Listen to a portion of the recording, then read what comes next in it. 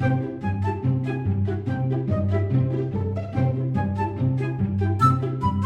rabbits, it's Trixie, and when you learn a foreign language or also when you travel a lot, many funny coincidences can happen. You use a wrong word or there's an amusing misunderstanding. Since I'm a German speaking English in my daily life and Eric is from Venezuela and we have plenty of friends from all over the world, we work in an international company, there are plenty of experiences like that we made already. Which is why I decided to just share some of these entertaining stories with you. Funny foreign language anecdotes. If you're speaking in a foreign language regularly or if you travel a lot, I bet that you have stories like that to tell as well. So please, please, please leave a comment below. I love to read these kind of stories because it's just stories that life writes. You cannot come up with that yourself and they're just so funny and refreshing. These are mine. Here we go.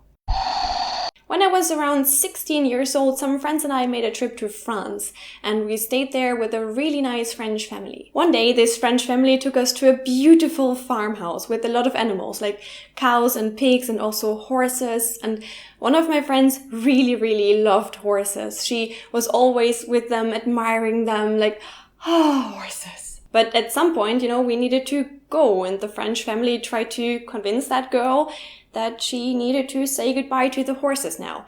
And she was like, oui, d'accord, mais j'aime les cheveux. What she wanted to say was, yes, okay, I just love horses, But cheveux doesn't mean horses, it means hair. So she basically said, yes, okay, I love hair.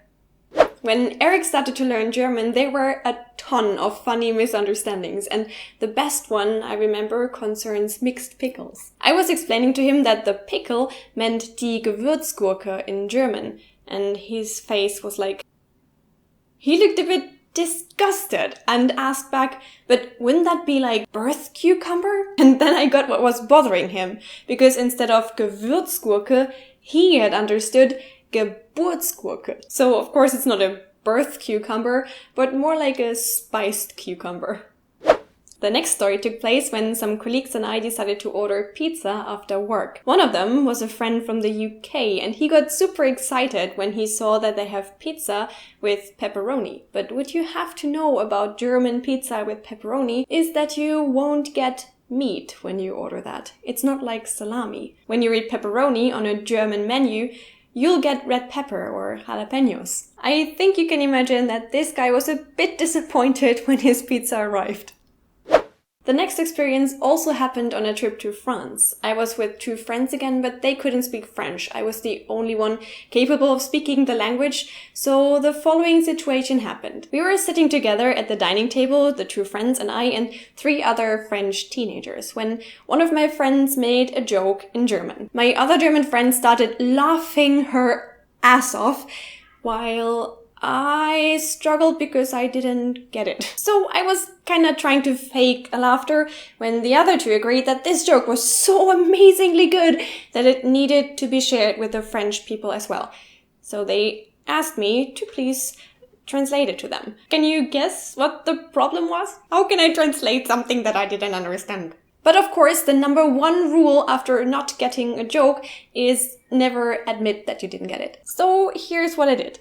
Knowing that my German friends were not able to speak French at all, I talked to the French teenagers, telling them, I'm in a bit of trouble here, and I hope that you will save my ass. My friends right here just told me a super funny joke, but I didn't get it, and now I'm pretending to tell this joke to you. I would really appreciate if you could start laughing right after I finish talking, so that it looks like you got it, okay? Even if there's nothing funny right now, please break out in laughter in 3, 2, 1. And they started laughing like crazy and no one ever knew. In case they watch this video, they will finally get to know the truth. So yes, it's true. I fooled you. I'm super socially awkward. The story that I like the most, of course, contains a penis joke. One evening after work, I was waiting at a bus stop with some others, and there was also one of my German friends. He just recently started working in the international company with us, so his English wasn't that polished and fluent yet. But since he was in a conversation with me and some other non-German speakers, we were communicating in English, when at some point he started pointing at a little group of people saying, "Look, that's the guy. He is tomorrow going to be in our team." Because there were many people in the direction that he pointed at, we asked him, "Who? Who exactly do you mean?" And I will never forget what he answered, because it makes me laugh until today, and this new game designer has a nickname until today. He said, "I mean this one, the dick guy." What he wanted to say was the big guy, the overweight guy, which is not so nice in the first place, but, well, he didn't know that dick has a bit of another meaning in English. He basically made this poor game designer the penis guy.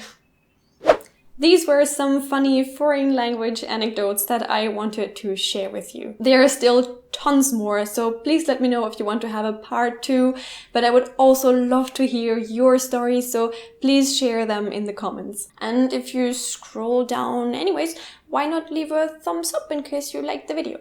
Because that's always a really valuable feedback for me and it makes me happy. And of course, if you want to support me even more, you could also visit my Patreon page.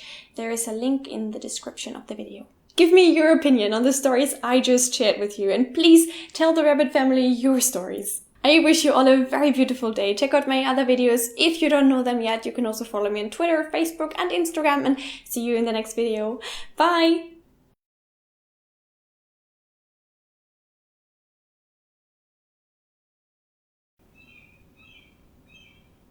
Random seagull appeared.